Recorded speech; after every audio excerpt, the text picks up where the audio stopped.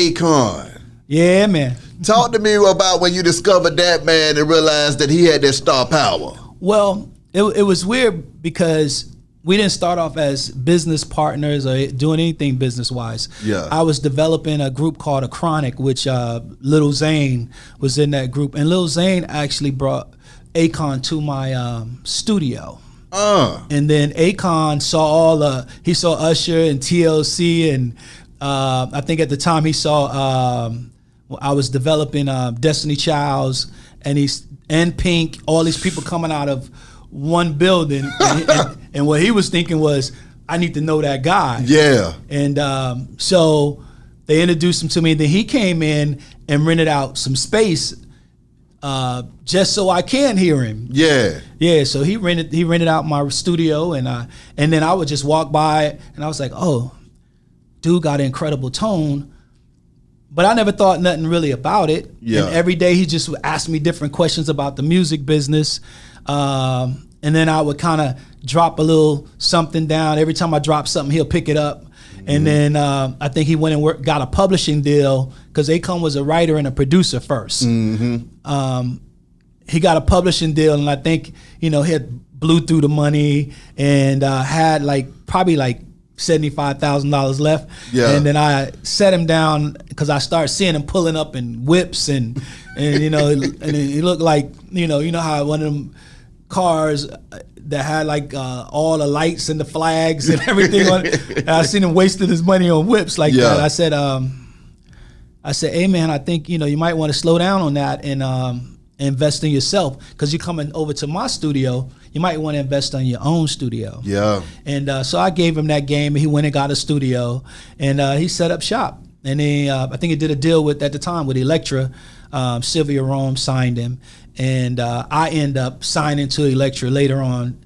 And we both, somehow the music didn't work, and we got dropped from Elektra Records.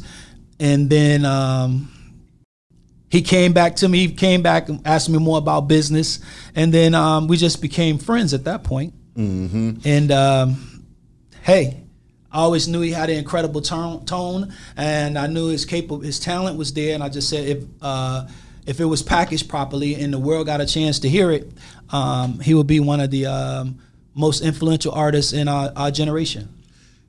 When it comes to artist development, who were the most difficult artists to develop? Listen, it's crazy because I really don't have those problems. I don't have those problems, but I can say there is a case. There's two cases. Yeah. I'm going to give you the first one. Let me give you the first one. Okay. So the first case, I would say 112. Okay. Okay. So the first thing they said to me is, man, if you could do 112, if you could fix this, then you're a miracle worker. I said, so I brought him in, I looked at it, and I said, oh, this is easy. And Puff was like, for real? I was like, yeah, because Devyne was the stiffest one out of all of them. Like Devyne, he was just like, he moved like a robot. and then the other ones kind of was like awkward moving. I think Q had a little something with him because Q very athletic. Yeah. And then, Mike could catch on, but I got a chance to get in there and find that thing that made them glow. And so when you go back now and look at Peaches and Cream and look at